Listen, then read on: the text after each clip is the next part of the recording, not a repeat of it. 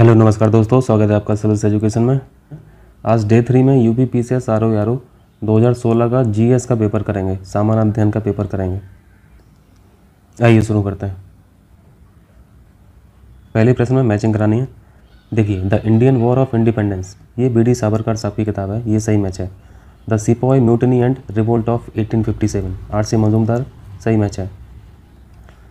Civil rebellions in the Indian mutinies, S B. Chaudhuri, ये भी सही मैच है। अवध एंड रिवोल्ट, ये रुद्रांशु मुखर्जी की किताब है, राधा कमल मुखर्जी की नहीं है। ठीक है, तो ये मैचिंग यहाँ पे गलत हो जाती है, सी गलत हो गया। सुमिलित नहीं पूछा था ना, सी ऑप्शन राइट हो जाएगा। चलिए दूसरा प्रश्न है, ब्रिटिश भारत में निम्नलिखित प्रांतों पर विचार कीजिए और उन प्रांतों को पहचानिए जहाँ 1937 में भारतीय राष्ट्रीय कांग्रेस का मंत्रिमंडल नहीं बना था। आईएनसी की कांग्रेस कहाँ नहीं बनी थी, ये पूछा है। आईएनसी की स्थापना 1885, पहला सेशन मुंबई। 1937 में इलेक्शन कराए गए। 1935 के एक्ट के तहत ही इलेक्शन हुए थे।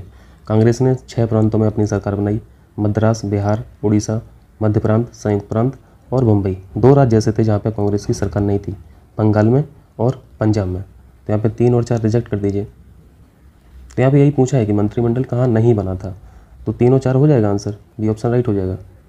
ठीक है, चलिए तीसरा क्वेश्चन है, अगस्त 1925 में सेंट्रल लेजिस्लेटिव असेंबली का अध्यक्ष निम्नलिखित में से कौन था? विट्ठल भाई पटेल, डी ऑप्शन। चौथा क्वेश्चन, निम्नलिखित में से किसने पॉलिटिक्स इन इंडिया पुस्तक लिखी है? ये बहुत फेमस किताब है, रजनी कोठारी, ये ऑप्शन राइट है।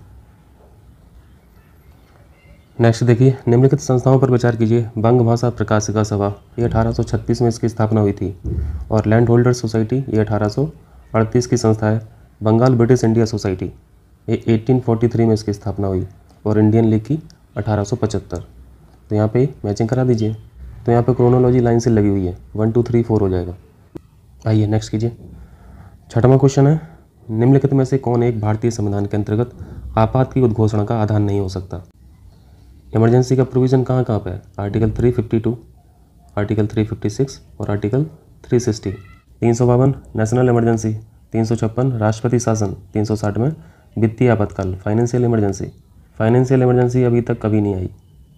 1978 से पहले आंतरिक अशांति के आधार पर भी उद्घोषणा हो सकती थी आपातकाल की, लेकिन 1978 में अमेंडमेंट के द्वारा, ये पूछा जाता है, इसको याद रखना, 44 कॉन्स्टिट्यूशनल अमेंडमेंट एक्ट 1978 के द्वारा इस शब्द को हटा दिया गया। अब इसके आधार पर नेशनल इमरजेंसी नहीं लागू हो सकती। भारतीय संविधान के प्राधिकृत हिंदी पाठ को निम्नलिखित संविधान संशोधनों में से किसके द्वारा प्रकाशित करने के लिए अधिकृत किया गया है? ये व्यवस्था आर्टिकल 394 ए में की गई थी और इसको जोड़ा कब गया था? 58 कॉन्स्टिट्यूशनल अमेंडमेंट एक्ट 1987 के द्वारा जोड़ा गया था। ठीक है, बी ऑप्शन यहाँ पे सही हो जाएगा। चलिए 8वां क्वेश्चन, आसान सा क्वेश्चन है। पंचायतें भाग 9 में सही है। नगर पालिकाएँ भाग 9A में है, सही है। कोऑपरेटिव सोसाइटीज़ 9B में है, बिल्कुल करेक्ट है। अधिकरण ये 10 में नहीं है। अधिकरण यानी ट्रिब्यूनल्स, इनके लिए तो अलग से पार्ट की व्यवस्था है, पार्ट 14 है, ये तो बाद में जोड़े गए हैं। इस पार्ट में सिर्फ 2 ही आर्टिकल हैं, आर्टिकल 323A और आर्टिकल 323B। कभी कभी पूछा जाता है कि प्रशासनिक अधिकरण किस आर्टिकल में है, तो आर्टिकल 323A आपको याद रखना है। 323B में क्या है? प्रशासनिक अधिकरण के अलावा जो भी अधिकरण रहेंगे, अन्य विषयों से संबंधित जो ट्रिब्यूनल्स रहेंगे, वो 323B में रहेंगे। क्लियर है? यहाँ पे गलत बताना था, डी यहाँ पे सही हो जाएगा। चलिए 9वां क्वेश्चन है, भारतीय संविधान के संदर्भ में निम्नलिखित कथनों पर विचार करें। संघ, मंत्रिपरिषद लोकसभा के प्रति सामूहिक रूप से उत्तरदायी होगा। यहाँ पे कह रहे हैं कि जो काउंसिल ऑफ मिनिस्टर है, मंत्रिपरिषद है, ये लोकसभा के प्रति कलेक्टिव रूप से उत्तरदायी होगी, रिस्पॉन्सिबल होगी। लोकसभा में बैठा कौन है? हमारे रिप्रेजेंटेटिव लोग बैठे हैं, जिनको हमने चुना है वो लोग बैठे हैं। ऐसे एमपी वहाँ पे बैठे हैं, ऐसे सांसद बैठे हैं जिनको हमने डायरेक्टली चुना है। और ये जो काउंसिल ऑफ मिनिस्टर में लोग हैं वो कौन है? यहीं से तो हैं, लोकसभा से। राज्यसभा से भी हो सकते हैं, लेकिन ज़्यादातर लोकसभा से ही होते हैं। यह काउंसिल ऑफ मिनिस्टर जनता के प्रति लोकसभा के माध्यम से जिम्मेदार है। ठीक है, और ऐसा साफ साफ लिखा है आर्टिकल 75(3) में। ये कुछ आर्टिकल हैं वो आपको भूलना नहीं चाहिए, 75(a), 75(2), 75(3). 3 में ये बात लिखी है, ठीक है, कलेक्टिव रिस्पॉन्सिबिलिटी की। आर्टिकल 75(1) में क्या है? यहाँ पे पीएम साहब की नियुक्ति होगी। नियुक्ति कौन करेगा? प्रेसिडेंट साहब करेंगे। और अन्य मंत्रियों की नियुक्ति भी प्रेसिडेंट करेंगे, लेकिन पीएम की सलाह पर। ये 75(1) में बात लिखी है। 75(2) में लिखा है कि संघ के मंत्री प्रेसिडेंट के प्रसाद पर्यंत अपना पद धारण करेंगे। ठीक है, प्रधानमंत्री के नहीं। और 75(3) में तो आपने देख ही लिया, पहला पॉइंट। तो यहाँ पे केवल एक सही है। क्लियर है। चलिए 10वां क्वेश्चन कीजिए जल्दी से। टोटल अनुसूचियाँ कितनी हैं? 12। पहले कितनी थी? 8। बाद में कितनी जोड़ी गई? 4। ये 4 कौन कौन सी हैं? 9वीं, 10वीं, 11वीं, 12वीं। 9वीं कौन सी है? लैंड रिफॉर्म, भूमि सुधार। 10वीं एंटी डिफेक्शन लॉ। 11वीं पंचायत। और यहाँ पे 12वीं में नगर की पंचायतें यानी म्यूनिसिपैलिटीज़। 11-12 को कब जोड़ा गया? 73 से और 74 कॉन्स्टिट्यूशनल अमेंडमेंट एक्ट से 1992। लागू कब हुआ था? 1993 से। 7वीं अनुसूची विधायी शक्तियों का वितरण, सेपरेशन ऑफ पावर यानी कॉन्करेंट लिस्ट, स्टेट लिस्ट और यूनियन लिस्ट। 8वीं अनुसूची भाषाएं। 10वीं अनुसूची अभी देखा आपने एंटी डिफेक्शन लॉ, डी का 2 हो जाएगा। 9वीं अनुसूची लैंड रिफॉर्म, भूमि सुधार के यहाँ पे कानून है, सी का 4 हो जाएगा। कुछ अधिनियमों का विधिमानकरण। जैसे ही देश को इंडिपेंडेंस मिला सबसे बड़ी प्रॉब्लम क्या थी देश के सामने? यही प्रॉब्लम थी, जमींदारी की। तो पहला रिफॉर्म यही था। तो सबसे पहले संविधान संशोधन में इसी से जोड़ा गया और यही पहला कॉन्स्टिट्यूशनल अमेंडमेंट एक्ट है 1951। पहला संविधान संशोधन से ये सूची जोड़ी गई थी 9वीं। ठीक है, तो ये मैचेज करा लेना, अब मैच करते रहना आप लोग। 11वां क्वेश्चन देखिए। निम्नलिखित में से किस भारतीय पंचवर्षीय योजना ने सभी विकासात्मक प्रयासों के सार के रूप में मानव विकास को मान्यता दी? ह्यूमन डेवलपमेंट की बात 8वीं पंचवर्षीय योजना में की गई थी। 8th 5 ईयर प्लान, ये 1992 से 1997। चलिए 12वां क्वेश्चन है। जीएसटी परिषद की अध्यक्षता संघीय वित्त मंत्री करते हैं और केंद्र के राजस्व या वित्त के प्रभारी राज्य मंत्री इसके एक सदस्य होते हैं। जीएसटी काउंसिल के बारे में पूछ रहे हैं। 101 संविधान संशोधन अधिनियम, ये सब याद रखना है, ठीक है। इसी के द्वारा ये नया टैक्स इंट्रोड्यूस हुआ था जीएसटी। 101 में ही जीएसटी काउंसिल का भी जिक्र है, इसके गठन का जिक्र है। कौन करेगा गठन? प्रेसिडेंट करेंगे। गठन तो प्रेसिडेंट ने कर दिया, लेकिन इसको चेयर कौन करेगा? चेयर फाइनेंस मिनिस्ट्री करेगी, फाइनेंस मिनिस्टर करेंगे। कभी कभी पूछ लेता है कि जीएसटी काउंसिल का किस आर्टिकल में जिक्र है। तो ये जो आर्टिकल जोड़ा गया था संविधान संशोधन से, 101वां संविधान संशोधन से एक आर्टिकल नया ऐड किया गया संविधान में, 279A। इसमें जीएसटी काउंसिल का के गठन का जिक्र है, ठीक है। तो यहाँ पे पहला सही है, जीएसटी परिषद की अध्यक्षता फाइनेंस मिनिस्टर द्वारा करते हैं। दूसरा है जीएसटी परिषद टैक्स रेट में छूट वाली वस्तुओं के बारे में निर्णय करती है और इससे संबंधित जो भी नई पॉलिसी होगी उस पर भी ये काम करती है। दूसरा सही है। तीसरा है राज्य सरकारों के पास वैट उगाही का विकल्प होगा। वैट से ही तो रिप्लेस किया गया था जीएसटी को, वैट अब है ही नहीं है। वैट यानी वैल्यू एडेड टैक्स अभी है ही नहीं है, तो यहाँ पे उगाही का कोई सवाल ही नहीं है, ठीक है। तो यहाँ पे 1 और 2 सही हो जाएगा, डी ऑप्शन। चलिए 13वां क्वेश्चन है। 2015-2016 में भारत का कौन सा राज्य गेहूं का सबसे बड़ा उत्पादक राज्य था? तो ये अब तो डेटा पुराना हो गया। अभी सबसे बड़ा उत्पादक कौन है? पहले भी यूपी था, अब भी यूपी है। चलिए बी ऑप्शन यहाँ पे सही है। 14वां क्वेश्चन। इस तरह के क्वेश्चन बहुत खतरनाक होते हैं और पूरे चांस रहते हैं गलत होने के, लेकिन ये भी है कि अगर एक भी आ रहा है आपको तो पॉसिबिलिटी बढ़ जाती है, क्योंकि इसमें ऑप्शंस ऐसे डिज़ाइन किए होते हैं कि आपका एक से ही काम बन जाता है। स्वर्ण जयंती ग्राम स्वरोजगार योजना, ये 1999 की है, ठीक है, 1999 की है। स्वर्ण जयंती शहरी रोजगार योजना, ये 1997 की है। जवाहर रोजगार योजना, ये 1989 की है। और राष्ट्रीय ग्रामीण स्वास्थ्य मिशन यानी नेशनल रूरल हेल्थ मिशन, ये कब का है? ये 2005 का है। तो ये एक तरह से 4 क्वेश्चन हम लोगों ने यहाँ पे पढ़ लिए, तो इनको सीख लेना, ठीक है, कर लेंगे ना। इसमें पूछा है निम्नलिखित में से कौन लोक संस्कृति को स्पष्ट करता है? अधिक सभ्य लोगों की सांस्कृतिक परिपाटी, ऐसा तो नहीं है, आपको गांव में जाना पड़ेगा, सामान्य लोगों के पास जाना पड़ेगा। आधुनिक समाज से संस्कृति का नहीं पता चल रहा है। सामान्य लोगों की सांस्कृतिक परिपाटी, सी ऑप्शन यहाँ पे सही है, ठीक है। चलिए 16वां ऋग्वेद क्या है? ऋग्वेद स्रोतों का संकलन है। यहाँ पे स्रोत कितने हैं? 1028 हम लोग पढ़ते रहते हैं। इसमें मंडल भी पूछे जाते हैं, तो टोटल मंडल 10 हैं। 17वां क्वेश्चन है, यहाँ पे सुमेलित नहीं है, कौन है बताना है। विलायत खान सितार बजाते हैं, सही मैच है। अल्लाह रखा तबला बजाते हैं। हरि प्रसाद चौरसिया बांसुरी के लिए वर्ल्ड फेमस है। अमजद अली खान पखावज नहीं बजाते हैं, इनका जो इंस्ट्रूमेंट है वो सरोद है, ये सरोद के मास्टर हैं, ठीक है। तो ये गलत मैच है।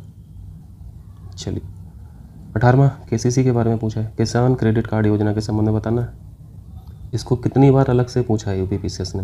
1998 की ये योजना थी, ठीक है, 1998 में आया था, 2001 में नहीं, तो ये तो गलत हो गया। बाकी दूसरे पॉइंट में केसीसी से क्या हेल्प होती है किसानों की, ये है लोन के लिए है, किसानों को जो अपनी कृषि के लिए, खेती के लिए रिक्वायरमेंट है लोन की, तो लोन प्रोवाइड किया जाता है केसीसी से।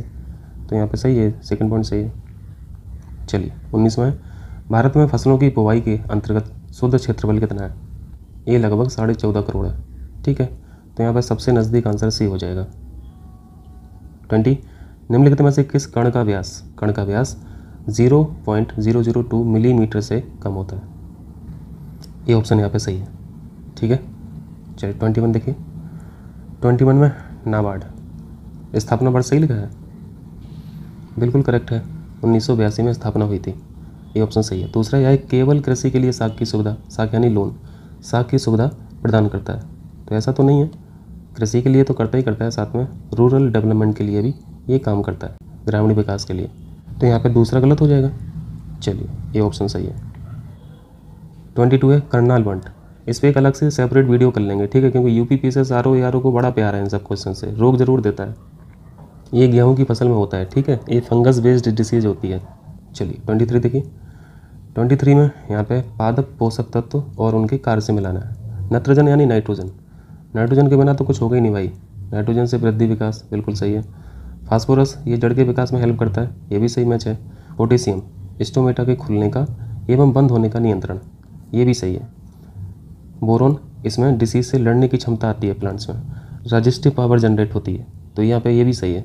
यहाँ पे चारों सही हैं, ठीक है, तो यहाँ पे कोई सुमेलित नहीं है, ये तो गलत हो गया, इसको शायद कैंसिल कर दिया था कमीशन ने, कुछ किया होगा, नंबर ऐड करके दिया होगा, लेकिन यहाँ पे चारों सही हैं। ठीक है, चलिए 24 है उपभोक्ता सहकारी भंडार स्थापित किए जाते हैं, ये काम सहकारी समितियों के सदस्यों के द्वारा ही हो जाता है, ये ऑप्शन यहाँ पे सही है। 25 सेबी एक्ट, ये कब आया था? Security and exchange board of India act 1992, 1992, C option. और सेबी की स्थापना कब हुई, कई बार पूछा गया है, ठीक है, तो 1992 ही हो जाएगा। हेडक्वार्टर मुंबई में है। चलिए 26 में यहाँ पे मैच कराना है। कैपिटल गेन टैक्स, ये संपत्ति विक्रय पर टैक्स होता है। कॉर्पोरेट टैक्स आसान है, ये आय पे लगता है। कस्टम ड्यूटी कुछ इंपोर्ट करोगे, और सेंट्रल एक्साइज ड्यूटी ये फैक्ट्री निर्मित वस्तुओं पर लगता है। ठीक है, ये ऑप्शन यहाँ पे हो जाएगा। आइए नेक्स्ट कौन सा है? 27। यहाँ पे देखिए, सबसे पहले तो यूपी का ही देख लीजिए, सरदार वल्लभ भाई पटेल कृषि एवं प्रौद्योगिकी विश्वविद्यालय कहाँ पे है? उत्तर प्रदेश में, मेरठ में है। ठीक है, यूपी स्पेशल में कई बार ही पूछा है। जवाहरलाल नेहरू कृषि विश्वविद्यालय मध्य प्रदेश सही है। इंदिरा गांधी कृषि विश्वविद्यालय, सारे यहाँ पे एग्रीकल्चर यूनिवर्सिटी का ही क्वेश्चन बना दिया। ये रायपुर में है, रायपुर छत्तीसगढ़, तो ये राजस्थान गलत है। आचार्य NG रंगा एग्रीकल्चर यूनिवर्सिटी, ये तेलंगाना में नहीं है, ये आंध्र प्रदेश में है। ठीक है, तो यहाँ पे 2 गलत है, सी भी गलत है, डी भी गलत है। चलिए इन सब क्वेश्चनों को फिर हटाया होगा आयोग ने। सूक्ष्म लघु एवं मध्यम उद्योग विकास अधिनियम, देखिए आपने कितने सारे यहाँ पे एक्ट से क्वेश्चन आया, इसलिए जब करंट अफेयर्स की क्लास में हम लोग पढ़ते हैं तो मैं आपको वहाँ पे अलर्ट करता हूँ किसी भी एक्ट के बारे में कि इसका ईयर जानना बहुत ज़रूरी है। और ये सब आप देख ही रहे हैं, अभी 2-3 क्वेश्चन तो देख ही लिया आपने। ये 2006 का है, ठीक है, 2006 MSME एक्ट 2006 का है। 29 है लघु निर्माणी उद्योग में प्लांट एवं मशीनरी में विनियोग की मात्रा कितनी होना चाहिए? 25 लाख से ऊपर, परंतु 5 करोड़ से अधिक नहीं, सी ऑप्शन यहाँ पे सही है। चलिए 30वां क्वेश्चन है 2011 की सेंसस के आधार पर उत्तर प्रदेश के संदर्भ में बताना है। चलिए रिवाइज कर लेते हैं। महिला लिटरेसी कितनी है? 57.18, सही है। उत्तर प्रदेश की 2001 से 2011 में जनसंख्या में प्रतिशत वृद्धि 20.23, ये भी सही है। यहाँ पे पॉपुलेशन डेंसिटी पूछा है 829, ये भी सही है। देश की जनसंख्या में यूपी की जनसंख्या का कितना प्रतिशत है? ये 16.5% है, ठीक है, 18.5 नहीं, ये गलत हो गया, गलत बताना था इसमें, ये ऑप्शन राइट हो जाएगा। चलिए 31 निम्नलिखित में से किस राज्य की जनसंख्या सर्वाधिक है? Obviously UP. अब देखिए इस बार के सेंसस में कितना पॉपुलेशन निकल के आती है। 2024 में सेंसस आएगा, उससे पहले तो अभी तक सस्पेंड ही है, काम तो खैर स्टार्ट हो गया है। होम मिनिस्ट्री के बयान में तो 2024 बताया गया है। चलिए 32 है भारत की जनगणना हर 10 वर्ष पर की जाती है, ये सही है। कभी कभी सस्पेंड हो जाती है इमरजेंसी केसेस में, जैसे इस बार कोरोना के चलते हो गया। कारण में लिख रहे हैं 10 वर्ष की अवधि के दौरान भारत की जनसंख्या अधिकांशतः अपरिवर्तित रहती है, तो ये कैसे हो सकता है? तो यहाँ पे अर्थ तो सीधा सीधा गलत है, ठीक है, ये सही हो जाएगा, कथन सही है बस। पहला सेंसस कब आया था? 1872 में आया था, ये पूछता है ना एग्जाम, मेयो के काल में, लॉर्ड मेयो। और ये जो 10 साल का सीन आया था, ये 10 साल का सीन 1881 से स्टार्ट हुआ, तो इसको भी याद रखें। ये लॉर्ड रिपन का काम था, लॉर्ड रिपन ने प्रोविज़न किया था 10 साल वाला। डिकेडल ग्रोथ में हमेशा ही वृद्धि आई है, और 1921 छोड़ दें तो ऐसा कोई भी डिकेड नहीं था जब पॉपुलेशन की वृद्धि नहीं हुई है, हमेशा वृद्धि ही हुई है। इसको महान विभाजक ईयर भी बोलते हैं, है ना, ये सब हम लोग जानते हैं। चलिए, तो यहाँ पे आर गलत हो जाएगा, ए सही हो जाएगा, सी ऑप्शन। चलिए 33 है, विनिमय साध्य विलेख अधिनियम प्रभावकारी कब हुआ? ये 1882 का एक्ट है, ये तो बहुत कठिन क्वेश्चन है। चलिए 34 है, पढ़ लेना, थोड़ा ध्यान रख लेना, पॉज करके थोड़ा रिकॉल कर लेना, ठीक है, क्योंकि क्वेश्चन अगर रिपीट हुआ और ये छूट गया तो बड़ा दुख होगा फिर। 34 है, 2011 की भारत की जनगणना के लिए निम्नलिखित में से कौन सा आदर्श वाक्य उपयोग किया गया था? 2011 का जो मोटो था सेंसस का, वो our census our future, D option यहाँ पे सही है। चलिए, यहाँ बगल में गाने स्टार्ट हो गए हैं बजना, हो सकता है आप लोगों को यहाँ पे बैकग्राउंड में डिस्टर्ब हो रहा हो, और गाना भी ऐसा बजा रहे हैं, मेरे महबूब कयामत होगी। लग रहा है वकील साहब को फीस मिली है आज, वकील साहब का घर है बगल में। चलिए खैर, ये देखिए 35 देखिए, अगर डिस्टर्बेंस हो रहा हो तो भाई बहुत बहुत माफ़ी। पक्षी विहार बर्ड सेंचुरी के बारे में पूछ रहे हैं, कहाँ पे है? समस्तपुर रायबरेली, बिल्कुल सही है। नवाबगंज इलाहाबाद में नहीं है, ये उन्नाव में है। क्लियर। वखीरा संत कबीर नगर, ये तो सुपर इम्पोर्टेंट है क्योंकि ये तो 49वीं रामसर साइट है ना, इसको भी लेटेस्ट में ये दर्जा दिया गया इसलिए इम्पोर्टेंट है। सांडी हरदोई, ये सही मैच है। तो यहाँ पे गलत कौन सा मैच हो गया? बी ऑप्शन सही हो जाएगा। टोटल रामसर साइट्स कितनी है? 64। इन 64 में यूपी से कितनी है? 10, ठीक है, और ये 10वीं थी, बखीरा जो है वो 10वीं थी। आइए 36 है, यहाँ पे इकोलॉजिकल फूड प्रिंट की यूनिट पूछ रहे हैं, इसकी यूनिट ग्लोबल हेक्टेयर होती है, ये ऑप्शन यहाँ पे सही है, इंपॉर्टेंट क्वेश्चन है। 37 है, भारत में वन क्षेत्र की ह्रास भारत के जनांकीय संक्रमण से प्रत्यक्षतः संबंधित रहा है। अब इंडिया में इतना झुग्गा भर पॉपुलेशन है तो इनका तो ह्रास होना ही होना है, ये बच कहाँ पाएंगे। अब ये वही बात है कि पेड़ की छाँव सबको चाहिए होती है और लगाता नहीं है कोई, तो पॉपुलेशन एक्सपेंड होती जा रही है और वन क्षेत्र बेचारे सिमटते जा रहे हैं। कारण में लिख रहे हैं वन क्षेत्र और जनसंख्या वृद्धि में प्रायः नकारात्मक संबंध होता है, तो ये नकारात्मक देखा आपने, सही है, तो यहाँ पे ये हो जाएगा, दोनों सेपरेटली भी सही है और एक्सप्लेन भी कर रहा है। 38, निम्नलिखित में से कौन छत्तीसगढ़ में स्थित है? अंसी कहाँ पे है? अंसी कर्नाटक का है। बेतला राष्ट्रीय उद्यान, ये बहुत इंपॉर्टेंट है, झारखंड। इंद्रावती राष्ट्रीय उद्यान छत्तीसगढ़। गुगामल राष्ट्रीय उद्यान महाराष्ट्र। राष्ट्रीय उद्यान यानी नेशनल पार्क, तो यहाँ पे कौन सा ऑप्शन सही हो जाएगा? सी सही हो जाएगा, ठीक है। चलिए 39, सेंसस 2011 के अनुसार निम्नलिखित में से किसमें जनसंख्या घनत्व तो सबसे कम है? पॉपुलेशन डेंसिटी सबसे कम कहाँ पे होगी? यूपी में तो होगी नहीं, यहाँ पे कितनी थी आपने पढ़ा ना अभी? 829 पढ़ा था। बिहार में तो बहुत ज़बरदस्त है, 1000 से भी ऊपर है शायद, मुझे एग्जैक्ट डेटा नहीं याद आ रहा, 1100 प्लस ही है। केरल का सबसे कम हो जाएगा, केरल में पॉपुलेशन डेंसिटी कम है। पॉपुलेशन डेंसिटी यानी 1 किलोमीटर के दायरे में कितने लोग रह रहे हैं, ठीक है, तो यहाँ पे 660 लोग रहते हैं 1 किलोमीटर के दायरे में, 1 किलोमीटर स्क्वायर के दायरे में। पश्चिम बंगाल में यहाँ पे भी अच्छा खासा है, 1028 यहाँ पे पॉपुलेशन डेंसिटी है, सबसे कम केरल का हो जाएगा, डी ऑप्शन। चलिए 39 तो हो गया, 40 देखना है। भितरकनिका गरान के संदर्भ में निम्नलिखित कथनों पर विचार करें। गरान यानी मैंग्रोव। भितरकनिका है कहाँ पे? ये तो आसान है, पश्चिम बंगाल में तो नहीं है, ये उड़ीसा में है, तो 2 को तो रिजेक्ट कर दीजिए, तो बी गया, सी भी गया। पहला है यह बंसधारा और सुवर्ण रेखा नदियों के डेल्टा में स्थित है, ये भी गलत है, ये ब्राह्मणी और बैतरणी नदी के डेल्टा में स्थित है, ठीक, पहला गलत है, दूसरा भी गलत है, डी ऑप्शन सही हो जाएगा। आगे चलें। चलिए 41 में, भारत में सन 2001 के पश्चात शहरीकरण में तीव्र वृद्धि हुई है, ये सही है कि गलत है? बिल्कुल सही होगा। गांव से लोग रोजगार के चक्कर में, काम के चक्कर में शहर भाग भाग के जा रहे हैं। अभी हाल ही में एक एडिटोरियल में बड़ा अच्छा टॉपिक छपा था, कृषि का नारीकरण। तो इसको जन्म कौन दे रहा है? कृषि का नारीकरण को कौन जन्म दे रहा है? शहरीकरण ही तो दे रहा है। पुरुष जो हैं वो शहर में आ जा रहे हैं, उनकी जो पत्नियां हैं वो गांव में रह जा रही हैं, उनकी खेती किसानी है भी जो थोड़ी बहुत, वो कौन संभालेगा? उनकी पत्नी संभाल रही हैं। तो उसी पे बेस्ड है कृषि का नारीकरण, एक टॉपिक आया था, इस पर निबंध आ सकता है, बहुत अच्छा टॉपिक है, तो इसको ऐसे के लिए आप लोग ध्यान रखें, ठीक है। कारण है भारत में मोबाइल संप्रेषण के क्षेत्र में क्रांति हो रही है, तो ये कारण थोड़ी ना है, तो ये अपने आप में तो सही है, लेकिन ये इसको एक्सप्लेन नहीं कर रहा है, कथन को एक्सप्लेन नहीं कर रहा है, ठीक है, तो यहाँ पे बी ऑप्शन हो जाएगा। चलिए 42, देखिए यूपीपी से सारों यारों में सेंसस से भी अच्छे खासे क्वेश्चन आते हैं, सब पे हम लोग काम करेंगे, टेंशन मत लो।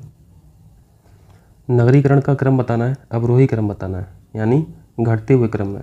सबसे ज़्यादा नगरीकरण गोवा में है, तो ये पहले स्थान पे आ जाएगा। दूसरा सबसे ज़्यादा नगरीकरण फिर मिज़ोरम में है, उसके बाद तमिलनाडु में है और सबसे लास्ट में केरल में है। A option. चलिए 43 है, जल्दी से मैच करा दिए। ये बायोस्फीयर रिजर्व आपको दिख रहा है। नौकरी वेरी वेरी इंपॉर्टेंट, सभी यहाँ पे इंपॉर्टेंट है। मेघालय सी का 5, यहाँ पे मैं थोड़ा जूम आउट कर दूँ। सी का 5 दो ऑप्शन में दिख रहा।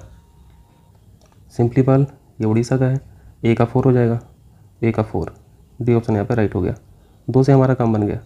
बी का 3 है, देहांग दिबांग अरुणाचल प्रदेश। कोल डेजर्ट ये हिमाचल प्रदेश का है, ये याद रखना, कन्फ्यूजन हो सकता है उत्तराखंड में। चलिए नेक्स्ट कीजिए। 44 सेंसस 2011, सर्वाधिक जनसंख्या निम्नलिखित नगरीय युग्मों में से किस में दर्शित हुई।